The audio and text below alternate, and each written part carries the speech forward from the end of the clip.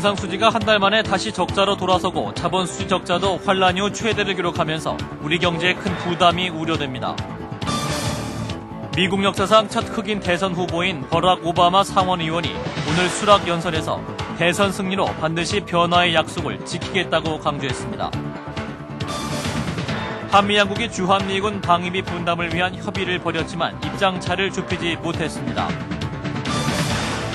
한글 학회가 100도를 맞았습니다. 그러나 영어 바람이 거세면서 우리의 글 한글이 점점 밀려나고 있습니다. 이상은 이 시간 주요 뉴스입니다.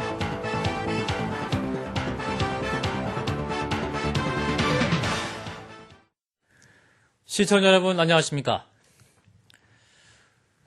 경상수지가 한 달 만에 다시 적자로 돌아선 데다 자본수지 적자도 환란 이후 최대를 기록하면서 우리 경제 전반에 큰 부담을 줄 것으로 우려됩니다. 김학일 기자입니다.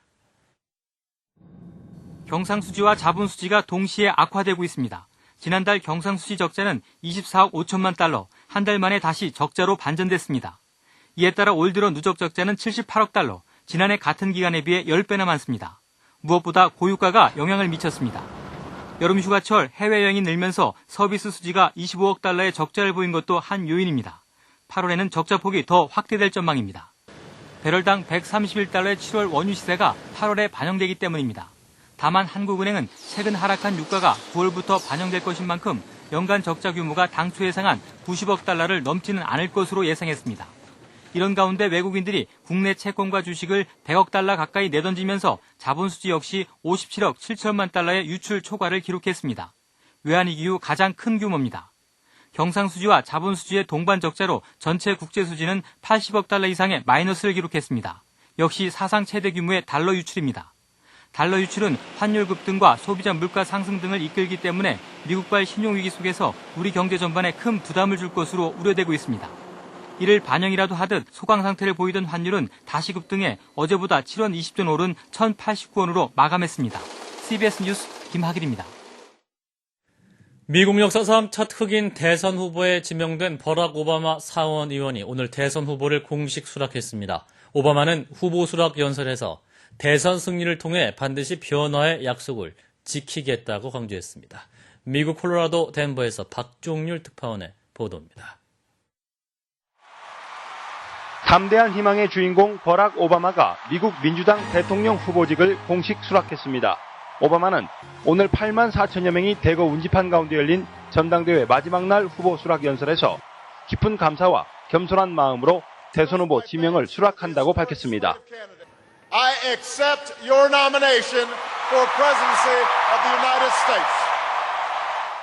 이로써 오바마는 미국 역사상 첫 흑인 대선 후보에 올랐으며 두 달여 앞으로 다가온 대선 때까지 경쟁자인 공화당의 존 맥케인 후보와 치열한 흑백 대결을 펼치게 됐습니다.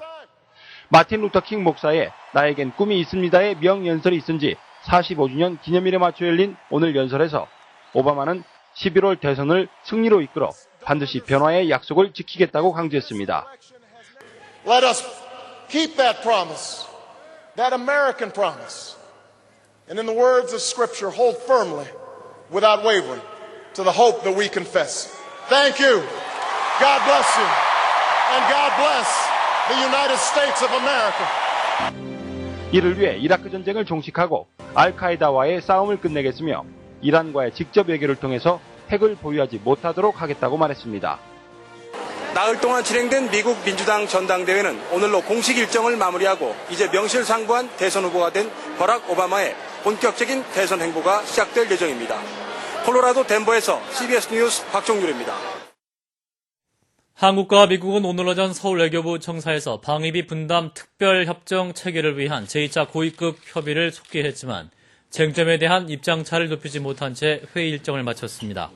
이번 회담에서 미국 측은 한국의 분담 비율을 50%까지 확대해 줄 것을 요구하며 내년도 증액 비율은 최소 6.6%에서 14.5%까지 올려달라고 요구한 것으로 전해졌습니다. 이에 대해 한국 측은 적절하고 합리적인 방식의 분담이 돼야 한다는 입장을 개진하면서 내년에는 2.5% 정도 증액할 수 있다는 입장을 보인 것으로 전해졌습니다. 민주당이 16개 광역시도를 폐지하고 시장 군수를 3분의 1로 줄이는 내용을 핵심으로 하는 획기적인 지방행정체제 개편을 추진하기로 했습니다. 현행 지방행정체제는 16개 광역시도인 2개의 자치계층과 도시군구 등 서너 개의 행정계층으로 구성되어 있어 행정자치계층 간의 기능 배분이 모호하고 기능도 중첩된다는 지적을 받아왔습니다. 이에 따라 민주당은 이번 정기국회에서 행정구역 개편을 위한 국회 특위를 구성해 자치계층을 축소하고 행정구역을 통합하는 가칭 지방행정체제 개편 특별법을 만들어 처리하기로 했습니다. 오늘로 한글학회가 100도를 맞습니다. 영어 바람이 갈수록 거세지고 있는 요즘 우리 글 한글의 의미를 되새겨봐야 할 것 같습니다. 황명문 기자입니다. 영어 열풍이 갈수록 우리 사회를 휩쓸면서 우리의 글 한글이 점점 밀려나고 있습니다.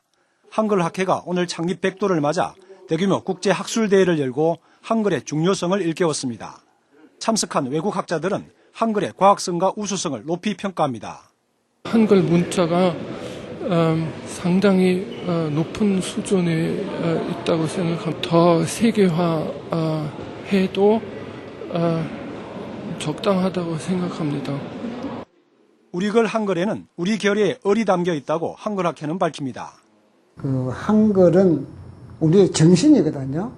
한글이 있어야 민족이 단결이 되고 우리의 혼이 한글에서 우러나는 것입니다.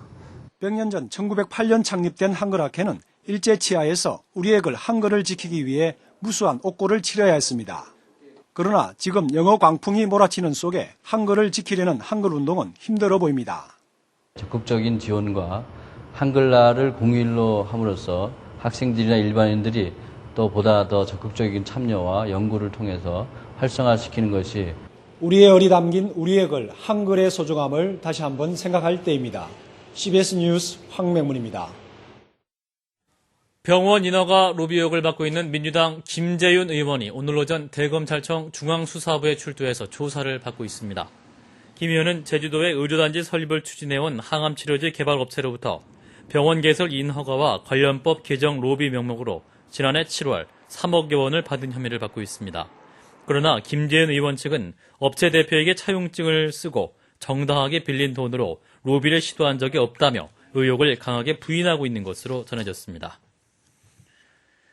노무현 전 대통령 측근들의 비리 의혹을 수사하고 있는 서울 강남경찰서는 정상문 전 청와대 비서관과 홍경태 전 청와대 행정관 그리고 구속된 건설브로커 서 씨가 청와대에서 만난 사실을 확인했다고 밝혔습니다.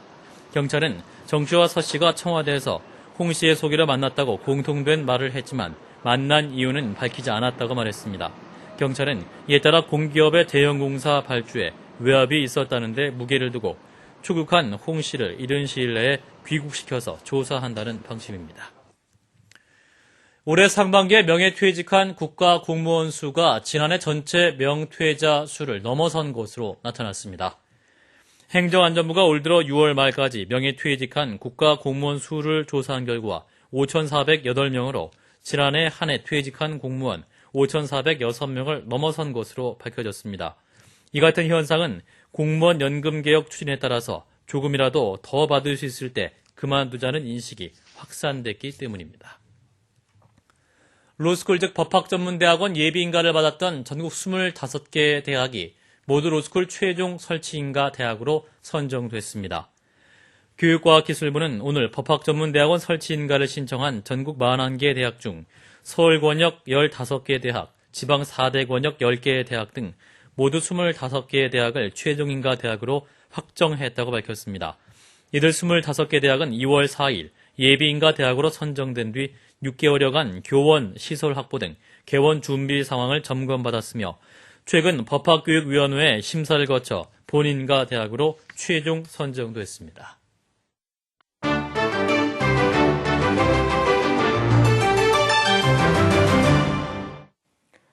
중남미 국가들이 시위로 몸살을 앓고 있습니다.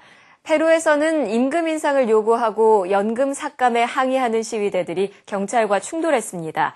멕시코에서는 대법원이 낙태를 합법화하자 카톨릭 교도들을 중심으로 낙태 반대 시위를 벌였습니다. 세계 속 화제 먼저 중남미로 가보겠습니다. 페루의 수도 리마에서 기마 경찰과 시위대가 대치하고 있습니다.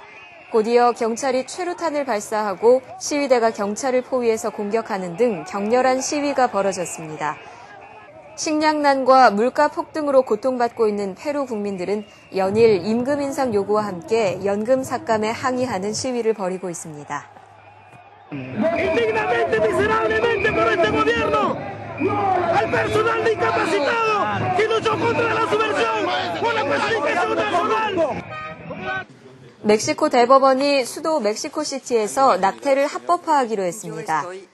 No penaliza ni despenaliza el aborto. No es facultad de este Tribunal Constitucional establecer los delitos.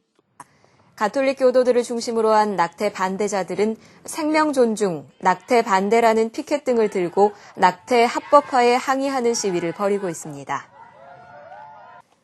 그루지아의 카라레티라는 작은 마을입니다.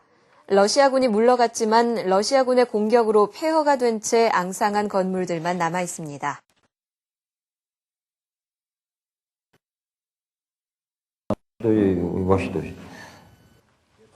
러시아군의 공격으로 피난 갔던 주민들은 돌아왔지만 살아갈 길이 막막하기만 합니다. 지금까지 김윤주였습니다.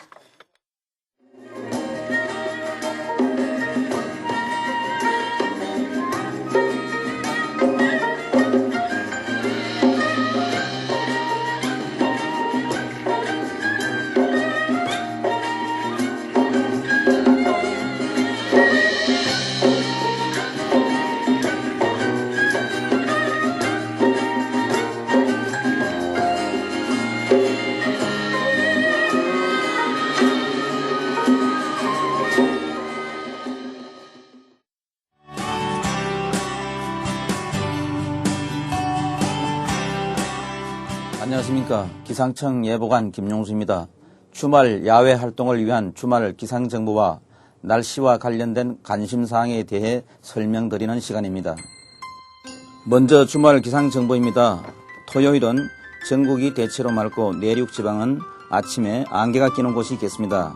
최저기온은 16도에서 21도, 최고기온은 24도에서 31도가 되겠습니다. 일요일은 전국이 차차 흐려지겠습니다. 최저기온은 17도에서 22도, 최고기온은 24도에서 29도의 분포가 되겠습니다. 요즘은 8월 상순과는 달리 아침 저녁으로 선선한 날씨를 보이고 있으며 점차 밤낮의 기온차가 크게 벌어지는 경향이 나타나고 있습니다. 건강관리에 각별히 주의하시기 바랍니다. 이상으로 CBS 뉴스를 마치겠습니다. 고맙습니다.